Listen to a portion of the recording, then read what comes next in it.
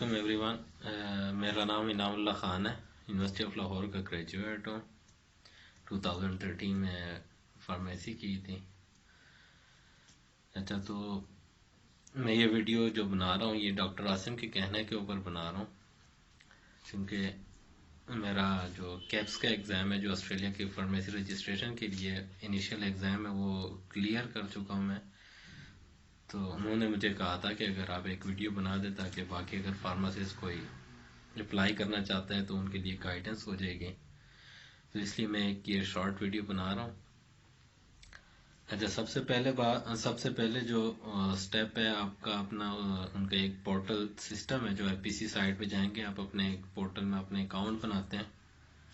उसी अकाउंट में जैसे आप इन होते हैं तो फार्मेसी रजिस्ट्रेशन का सबसे पहला प्रोसेस जो है, जो आप इनिशियल स्टेप है, वो आपको एलिजिबिलिटी लेनी होती है ऑस्ट्रेलियन फार्मेसी काउंसिल से। एलिजिबिलिटी में का प्रोसेस सारा ऑनलाइन होता है, कोई डॉक्यूमेंट्स आपको बाय मेल नहीं भेजनी उनको। अब सारे डॉक्यूमेंट्स अटेस्टेड होने चाहिए और क्लियर उनके विद कंप्लीट मार्जिन स्कैन करके एक ही दफ़ा पे अच्छी तरह स्कैन करके उन वहाँ पे अपलोड करने हैं। अब वो सारे डॉक्यूमेंट जब आप अपलोड कर लेते हैं तो उनकी फ़ीस थी 2017 में कोई 1150 थी, लेकिन अभी शायद वो बढ़ चुकी है, कोई 1300 ऑस्ट्रेलियन डॉलर तक पहुंच चुकी है। ये आपका टाइम लेते हैं तकरीबन 8 से 10 हफ्ते। 8 to 10 वीक्स के बाद आपकी जब एलिजिबिलिटी आती है वो आपको बाई मेल बता देते हैं कि आप एलिजिबल है कैप्स एग्ज़ाम की बुकिंग के लिए और आप अपने एग्ज़ाम स्केड्यूल कर सकते हैं। डिफरेंट डेट्स होती हैं पर एनम। 2017 में 3 इनटेक्स थी, 2018 में 4 दफ़ा उन्होंने टेस्ट अरेंज किया। अनफॉर्चुनेटली पाकिस्तान के अंदर उनका कोई सेंटर नहीं है, इसलिए आपको टेस्ट के लिए आउट स्टेशन जाना पड़ेगा। लेकिन उसमें आपको जल्दी करनी होती है जो टेस्ट की बुकिंग है, क्योंकि वो जो सीट्स होती हैं पर सेंटर वो बहुत लिमिटेड होती हैं और जल्दी फिल्ड अप हो जाती हैं। तो आप जैसे डिले करेंगे यानी विद इन ओपनिंग डेट के ऊपर विद इन 2 आवर सारी सीटें तकरीबन फिल अप हो जाती हैं जो नियर विसिनिटीज़ के अंदर है। तो इसलिए थोड़ी सी जल्दी करनी पड़ती है आपकी एग्ज़ाम बुकिंग में।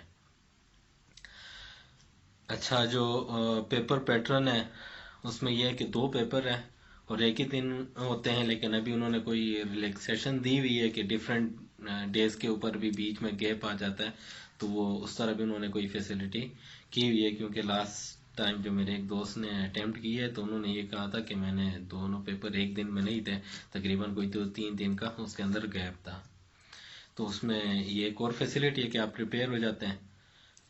अच्छा, जब पेपर का जो पैटर्न है वो उन्होंने, आप जब रजिस्ट्रेशन करवाएंगे और फॉर एग्जाम की बुकिंग करवाएंगे तो उसके अंदर उन्होंने सारे मॉडल पेपर दिए हुए हैं। हर पेपर के लिए 2-2 मॉडल पेपर है और उसी के साथ ही उन्होंने कैरिकुलम दिया हुआ है कि कौन कौन सी एरिया को आपने कवर करना है वाइल प्रिपेयरिंग। मैंने जो प्रिपरेशन की थी वो लिपन कॉर्ड पढ़ी है और सीपीआर के पहले 13 चैप्टर और काफ़ी एमसीक्यूज़ के, मैंने काफ़ी एमसीक्यूज़ के बुक्स पढ़े हैं, बुक के फॉर्म में भी थे। जो रिकॉल्स से वो सारे मैंने पढ़े हैं, एपेल्टन की सारी पढ़ी मैंने और बाद में रिवाइज करता रहा। तो आपने रिकॉल्स को नहीं छोड़ना, रिकॉल्स को लाजमी पेपर्स के लिए यानी आपने उनको बार बार पढ़ना है। मेमोराइज कोई चीज़ नहीं करनी, कंसेप्चुअल होता है, इतना ज़्यादा वो रट्टे वाले टेस्ट नहीं होता।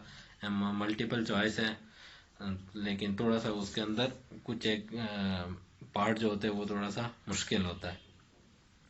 और जो अच्छा, और जो एग्जामिनेशन फ़ीस है कैप्स एग्ज़ाम की, जो फ़ीस है वो मेरे टाइम पे थी 1950 और अभी मेरे ख्याल से वो भी 2000 अबव हो चुकी है। बाकी जो आपको आइल्स की रिक्वायरमेंट है वो 7 ईच रिक्वायर्ड होता है। जब आप अपरा के रजिस्ट्रेशन के लिए अप्लाई करेंगे, प्री रजिस्ट्रेशन और इमिग्रेशन के लिए अप्लाई करेंगे तो उसमें आपको 7 ईच रिक्वायर्ड होता है। तो वो भी आपको क्लियर करना होगा। तो बेहतर यही है कि आप पहले अपने ऊपर नज़र मारें कि आइल्स के अंदर 7 आ जाएंगे ईच या नहीं। लेकिन एक अच्छी बात यह है कि आपके पास डिफरेंट ऑप्शन है, पीटीई है, ओईटी है, तो ये ऑप्शंस भी आप दे सकते हैं। OET occupational English language test है, आपके फार्मेसी से रिलेटेड होता है। जो PTE है वो भी लोगों से सुना है कि वो इजी होता है एज कम्पेयर टू आइल्स, लेकिन शायद हमारे लिए थोड़ा सा प्रॉब्लम है, क्योंकि उसमें सारा आपके स्पीकिंग अच्छी है, तो फिर आप इजीली उसको क्लियर कर सकते हैं। अच्छा, कैप्स के क्लियर करने के बाद और आप इमिग्रेशन के लिए अप्लाई करते हैं और आपको कोई स्टेट उठा लेती है और आपको वीज़ा लग जाता है, तो आपने वहाँ पे इंटर्नशिप करनी होती है।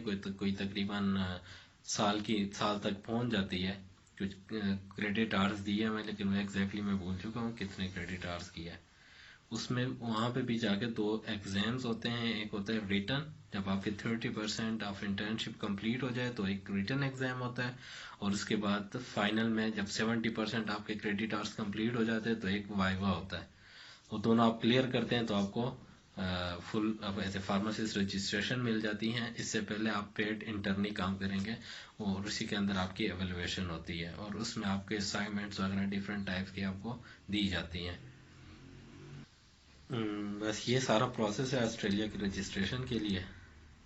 जिनके इंटरेस्ट है, मैं best of luck for them.